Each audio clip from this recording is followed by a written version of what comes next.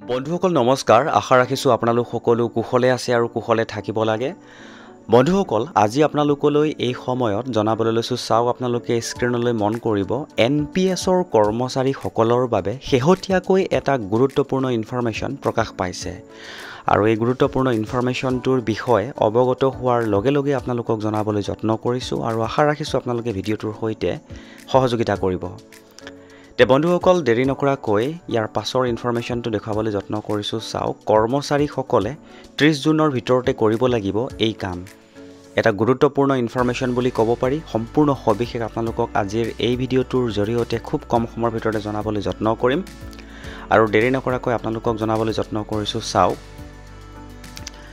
এনপিএছৰ অধীনত 31 মাৰ্চ 2025 বা তাৰ আগতে অৱসৰলৈ যিসকল কেন্দ্ৰীয় চৰকাৰৰ কৰ্মচাৰীয়ে কমেও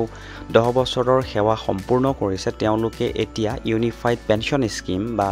চমুকৈ ইউপিএছৰ অধিকাৰৰ বাবে যোগ্য ফাইনান্স মিনিষ্ট্ৰীয়ে শুক্ৰবাৰে এক ঘোষণা কৰি কয় যে যিসকল কেন্দ্ৰীয় চৰকাৰৰ কৰ্মচাৰী 31 মাৰ্চ 2025 বা তাৰ আগতে নেশ্যনেল পেনশন সিস্টেম বা চমুকৈ এনপিএছৰ অধীনত অৱসৰ লৈছে আৰু কমেও 10 বছৰৰ যোগ্যতা পূৰ্ণ সেৱা কৰিছিল তেওঁলোকে আৰু তেওঁলোকৰ আইনী পত্নীয়ে ইউপিএছৰ আঁচনিত অধিকাৰ লাভ কৰিব এই ইউপিএছৰ আঁচনিৰ অধীনত দিয়া হ'ব লগা লাভসমূহ এনপিএছৰ অধীনত লাভ কৰা পেনশন সুবিধাসমূহৰ ওপৰত অতিৰিক্ত ৰূপত প্ৰদান কৰা হ'ব পেনশনৰ বিকল্প যোগ্য এনপিএছ অৱসৰপ্ৰাপ্তসকলে তলৰ দুটাৰ ভিতৰত যিকোনো এটা বিকল্প বাছনি কৰিব পাৰিব এবাৰে মুঠ পে আউট লামসাম অৰ্থাৎ যি হ'ব তেওঁলোকৰ অৱসৰৰ আগদিনা বেছিক পে আৰু ডিএনএছ এলাউন্সৰ 10%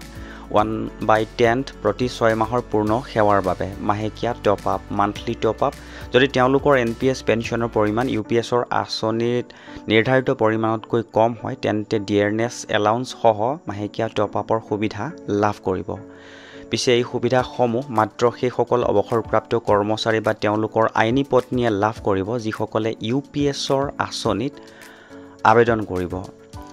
আৰু পেনশন বকিয়া পৰিশোধ কৰা হ'ব আৰু সৰল সুদ লগাই পৰিশোধ কৰা হ'ব বুলি উল্লেখ কৰিছে আবেদনৰ প্ৰক্ৰিয়া দুটা প্ৰক্ৰিয়াৰে কৰিব পাৰিব ফিজিক্যালি আৰু অনলাইন ফিজিক্যালি কৰিবলৈ হ'লে ড্ৰয়িং এণ্ড ডিসবাৰ্জিং অফিচাৰৰ ওচৰলৈ গৈ বা উৰ্ধ্বতন কৰ্তৃপক্ষৰ জৰিয়তে প্ৰয়োজনীয় ফৰ্ম জমা দি কৰিব পাৰিব আৰু অনলাইন কৰিবলগীয়া হ'লে আবেদনকাৰীয়ে চৰকাৰী ৱেবছাইটত গৈ অনলাইন যোগে আবেদন কৰিব পাৰিব আৰু আবেদনৰ অন্তিম তাৰিখ হ'ল 30 জুন 2025 এটা গুৰুত্বপূৰ্ণ ইনফৰমেশ্যন পোৱাৰ লগে লগে আপোনালোকৰ সৈতে শ্বেয়াৰ কৰি দিলোঁ যদি ইনফৰমেশ্যনটো ভাল লাগিছে তেনেহ'লে আপুনিও এবাৰ শ্বেয়াৰ কৰিব বুলি আশা ৰাখিলোঁ অতিকৈ গুৰুত্বপূৰ্ণ ইনফৰমেশ্যন হাতত বেছি দিন নাই 30 জুন বুলি উল্লেখ কৰিছে গতিকে শ্বেয়াৰ কৰি দিব বুলি আশা ৰাখিলোঁ